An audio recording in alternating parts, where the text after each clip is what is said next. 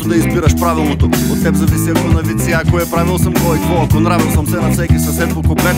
Това ми е вината, че на фънка съм взет. От гората взет и разработен, но не с цел да съм готин. Това е следствие на цели нощи прекарал потен, за да бъда в топ 10. Едва ли варианта нулев е да ви оставим заспали. Главата не се извърта, нагоре-надолу се мърда. И дори да се извърта, сега започваме те първа. Главата не се извърта, нагоре-надолу се мърда. И дори да се извърта, сега започваме как? От друга гледна точка нямам право на отсрочка. Хората ме чакат да ми кажат браво бе браточка. Сега очаквам думи от кипана над мене. Спокойно, риска е достатъчно премерен. И уверено, умерено, верен, стила намерен. Не на улицата, по лицар да чакам, няма смисъл, губи се той. Особено ако първия, втория, третия и четвъртия ред завършват на мой.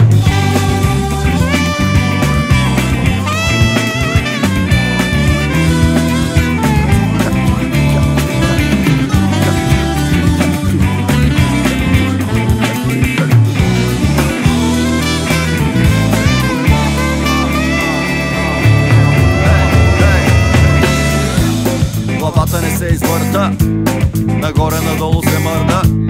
И дори да се извърта, сега започваме те първа. Главата не се извърта, нагоре-надолу се мърда.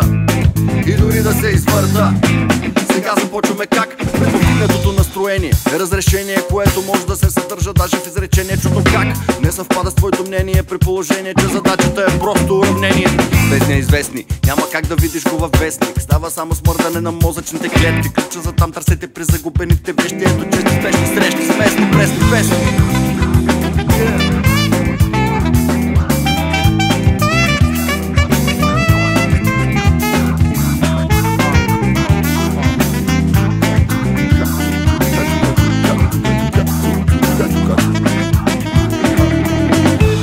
Главата не се извърта, нагоре-надолу се мърда.